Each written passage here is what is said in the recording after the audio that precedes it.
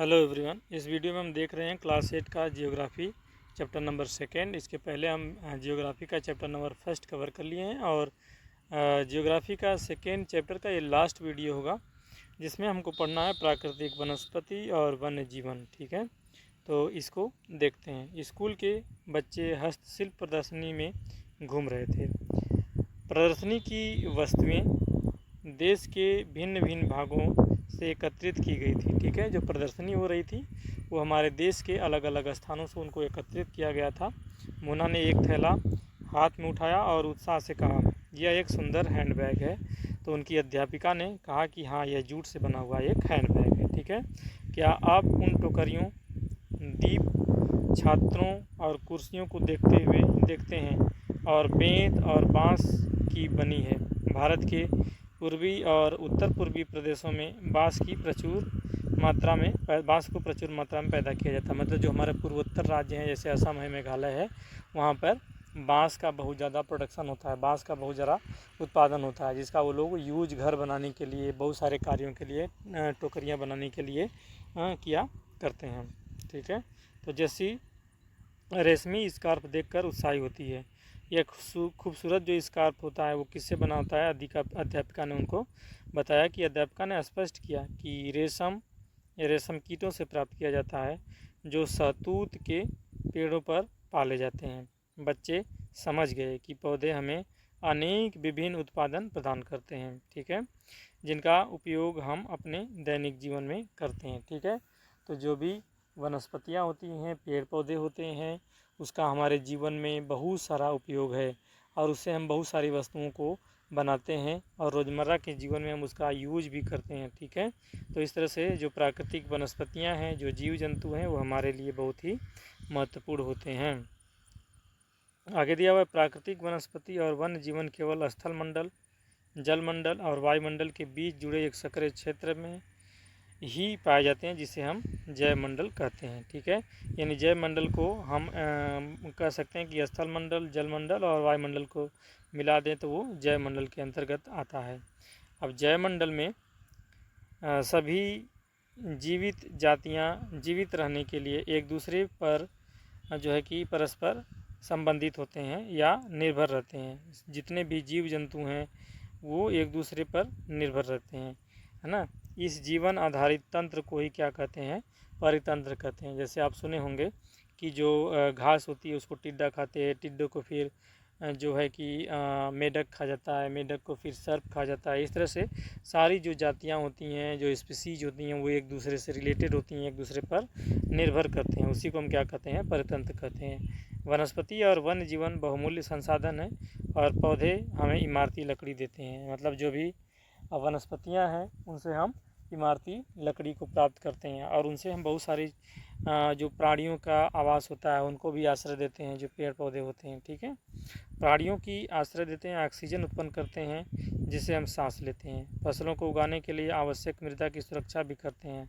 ठीक है, तो पेड़ पौधे और भी इसका उपयोग है हमारे जीवन में, रक्षक मेखला के रूप में कार्य करते हैं, भूमिगत जल को संग्रह में सहायता करते हैं, इनसे हम फल प्राप्त करते हैं, लेटेक्स प्राप्त करते हैं, तारपीन का तेल प्राप्त करते हैं, गोंद, बहुत सारे औषधि पौधे होते हैं जो हम अपने जीवन में उनका इलाज करने के लिए, बीमारियों का इलाज करने के लिए भी उसका प्रयोग करते हैं। ठीक है, और आगे दिया हुआ कि जो आपके अध्ययन के लिए अत्यधिक आवश्यक है। पौधों के असंख्य उपयोग हैं, इनमें आप कुछ और भी जोड़ सकते हैं। मतलब कह रहा है कि इसके अलावा आप और भी उपयोग जोड़ सकते हैं। जो बुक में दी गई है उसके अलावा आप बहुत सारे उसके उपयोग हैं जिसको आप जोड़ सकते हैं। ठीक है, वन्य जीवन के अंतर्गत जंतु, पक्षी, कीट, जलीय जीव रूप आते हैं। उनसे हम दूध, मांस, खाल, उनसे ऊन भी प्राप्त करते हैं। ठीक है, इस तरह से हम जो जीव जंतु हैं, पेड़ पौधे हैं, उनसे हम बहुत कुछ प्राप्त करते हैं। जो मधुमक्खियाँ होती हैं वो उनको शहद प्रदान करती हैं। ठीक है, उसके अलावा क्या होता है, जो फूल होते हैं उनको, उनके परागण में भी मधुमक्खियाँ क्या होती हैं? सहायक होती हैं। ठीक है, जो चिड़िया होती हैं वो किस पे निर्भर करती हैं? तो चिड़िया कीट पर निर्भर करती हैं, कीटों को खाकर वो जीती हैं। चिड़िया अपने भोजन के लिए कीटों पर निर्भर करती हैं, अपघटक के रूप में कार्य करती हैं। गिद्ध मृत जीव जंतुओं को खाने के कारक या अपमार्जक और उनके पर्यावरण का एक महत्वपूर्ण शोधक समझा जाता है। ठीक है, यदि गिद्ध न रहें या कुत्ते न रहें तो पर्यावरण स्वच्छ नहीं रहेगा। ठीक है, इसलिए प्राणी चाहे बड़े हों अथवा छोटे हों, परितंत्र को संतुलन बनाने में बहुत ही उनकी अनिवार्य भूमिका होती है। जीव हों चाहे छोटे जीव हों, कहीं ना कहीं हमारे लिए उपयोगी होते हैं, है ना। सूक्ष्म जीव भी जो माइक्रो ऑर्गेनिज्म होते हैं वो भी कहीं ना कहीं हमारे लिए उपयोगी ही होते हैं। आगे जो हेडिंग है उस हेडिंग में दिया हुआ है प्राकृतिक वनस्पति का वितरण।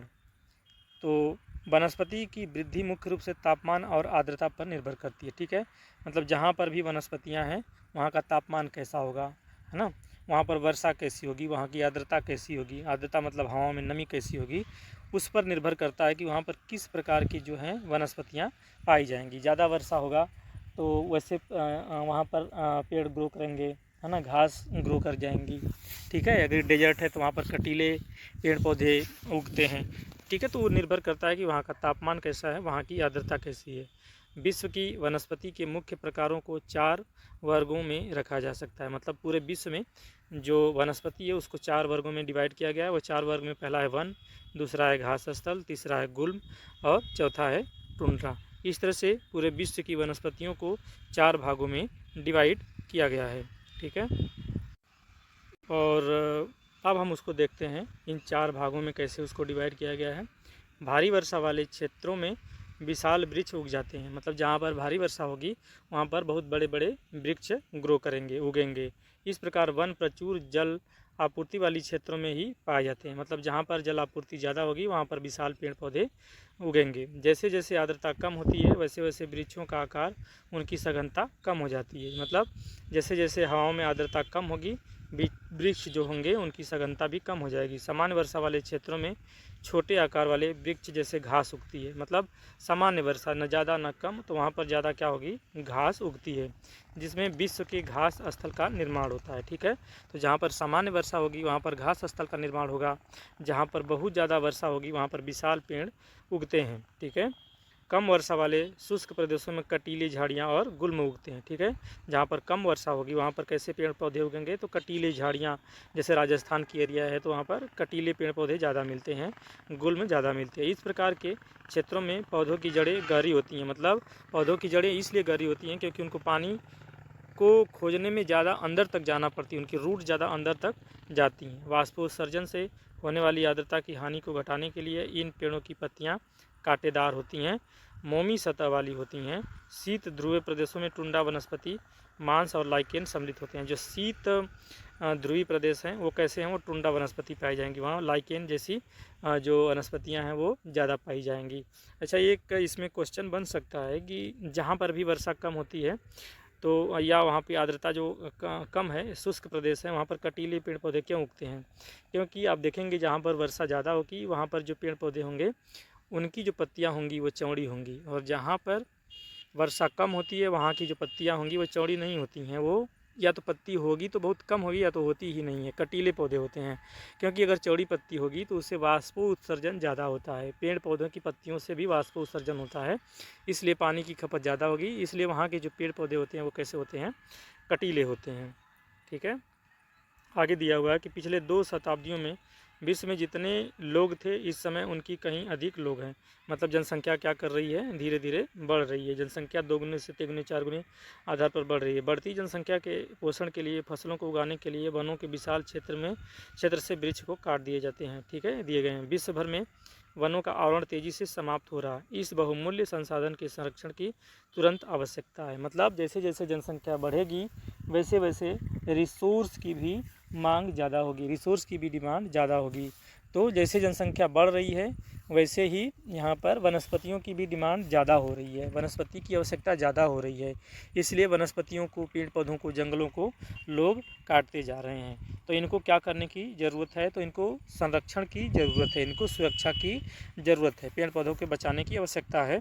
क्योंकि इनके बिना ह्यूमन का भी जीवन अधूरा है। ठीक है, तो अब हम पढ़ेंगे प्राकृतिक वनस्पति और वन जीवन का संरक्षण। मतलब जो प्राकृतिक वनस्पतियां हैं उनका संरक्षण कैसे हो, उनका जीवन की सुरक्षा, जो जीव है उनकी सुरक्षा कैसे हो, और जो वन्य जीव है उनकी सुरक्षा कैसे हो, वनस्पतियाँ की सुरक्षा कैसे हो। तो वन हमारी संपदा है, एक संपदा है। पौधे जंतुओं का आश्रय प्रदान करते हैं, मतलब जो पौधे हैं वो बहुत सारे जंतुओं को आश्रय घर प्रदान करते हैं और साथ ही परितंत्र में अनुरक्षित रहते हैं। जलवायु परिवर्तन और मानव हस्तक्षेप के कारण पौधे और जंतुओं के प्राकृतिक आवास नष्ट हो गए हैं। मतलब प्राकृतिक आवास नष्ट होने का मतलब, यदि हम जंगल को काट देंगे तो जंगल क्या होंगे, साफ़ हो जाने के बाद वहाँ पर जो भी जीव रहते हैं उनको परेशानियाँ होती हैं, उनकी डेथ हो जाती है।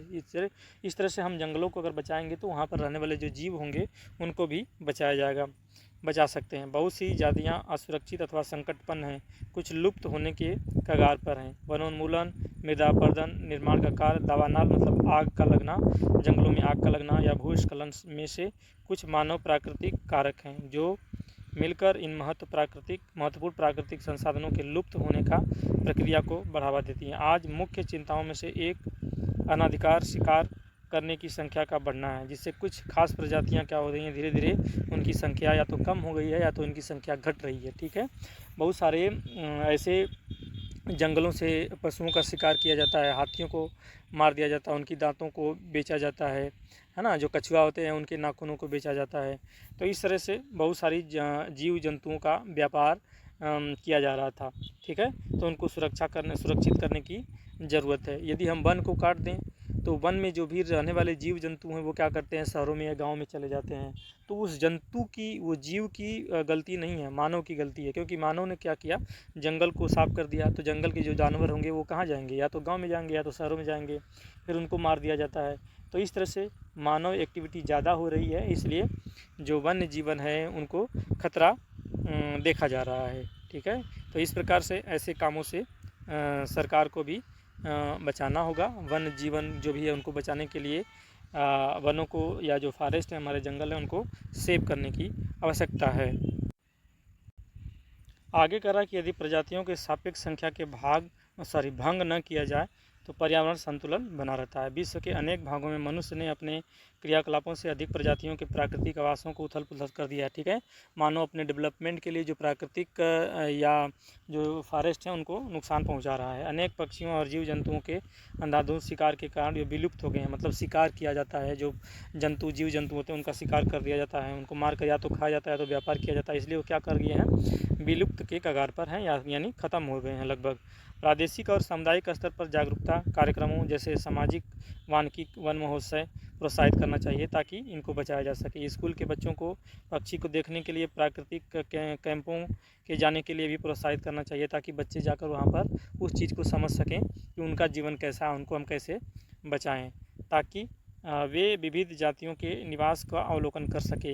मतलब अगर जो भी बच्चे होंगे अगर जाके देखेंगे तो वो देख सकेंगे कि वो कैसे है और किस प्रकार से जो जीव जंतु हैं या जो पक्षी हैं वो कैसे अपने आवास पे निवास करते हैं। बहुत से देश पक्षियों और पशुओं को मारने और उनके व्यापार करने के विरुद्ध भारत में शेरों, चीता, हिरण और भारतीय सारंग और मोर को मारने के लिए अवैध बना दिया गया है। ऐसा रूल बना दिया गया है कि अगर आप शिकार करते हैं या उनको बेचते हैं तो वो क्या है, अवैध है।